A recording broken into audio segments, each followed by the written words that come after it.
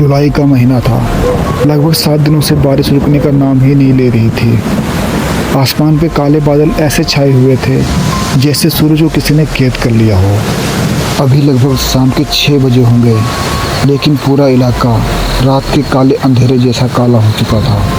पहाड़ियों के बीच बसे एक छोटी सी गांव धनपुर में अक्सर लोग एक अजीब बात कहा करते थे। बारिश की सबसे काली रात में आखिरी बस मत पकड़ना, क्योंकि उस बस में हर सीट पे इंसान नहीं बैठते। ज़्यादातर लोग इसे अंधविश्वास मानते थे, लेकिन आरव जो अपने बीमार दादाजी को देखने के लिए शहर से गांव जा रहा था, रहस्यमय चीज़ों पे बिल्कुल भी यकीन नहीं करता था। उसकी ट्रेन देर से पहुंची थी। जब वह बस स्टैंड पे पहुंचा तो रात के 9:30 बज चुके थे। तेज बारिश हो रही थी और बिजली जोर जोर से चमक रही थी, और हर चमक के साथ पूरा बस स्टैंड कुछ सेकंड के लिए सफ़ेद रोशनी में भीग सा जाता था। पूरे बस अड्डे पे बस एक चाय वाला बैठा था। उसने आरव को देखते ही कहा, अगर तुम धनपुर जाना चाहते हो तो आज रात यहीं पे रुक जा।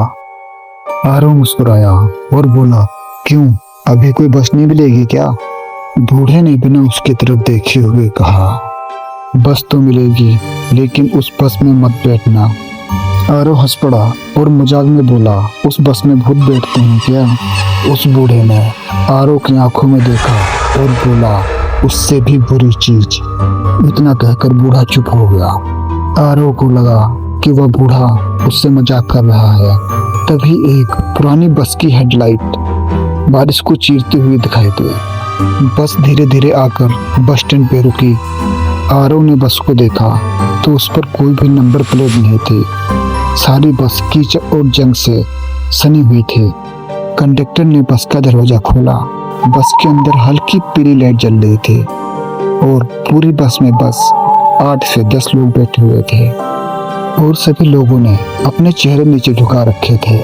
आरव एक बार के लिए सहम गया, लेकिन वह बस के अंदर चढ़ गया। आरव के बस में चढ़ते ही चाय वाले ने दूर से ही कहा, अगर तुम्हारा कोई नाम बुलाए तो पीछे मुड़ के मत देखना। इतना कहते ही बस का दरवाजा बंद हुआ और बस चल पड़ी।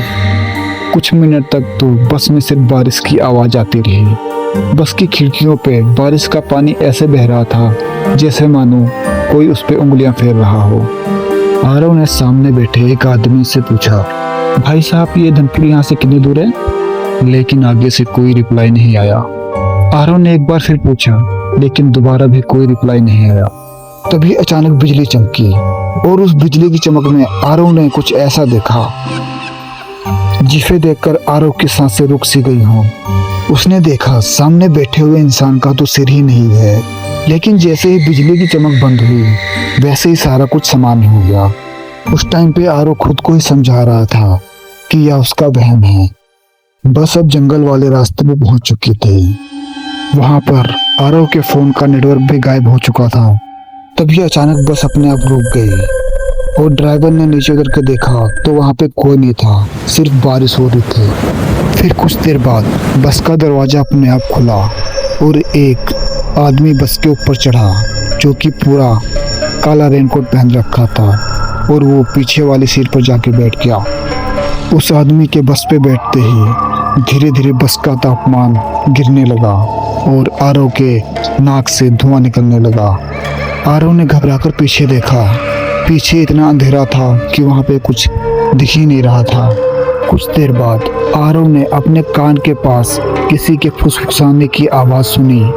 आरव को ऐसा लग रहा था जैसे उसे कोई उसके नाम से बुला रहा है, लेकिन आरव सोच में पड़ गया कि यहाँ पर तो उसका कोई नाम जानता ही नहीं है, क्योंकि वह पहली बार शहर से गांव जा रहा था। तभी उसे लगा कि दोबारा कोई उसे फिर उसके नाम से बुला रहा है। पीछे बैठा हुआ शख्स अब धीरे धीरे आरव की ओर बढ़ रहा था, जिसकी शक्ल देखने में काफी डरावनी लग रही थी। कुछ समय पहले जो बस में बैठे थे लोग, वो कहीं गायब हो गए थे। आरव कुछ कर पाता इससे पहले उस डरावने इंसान ने आरव का गला पकड़ लिया और आरव को नोच के खाने लगा। आरव के चीख के बाद पूरा जंगल शांत हो गया।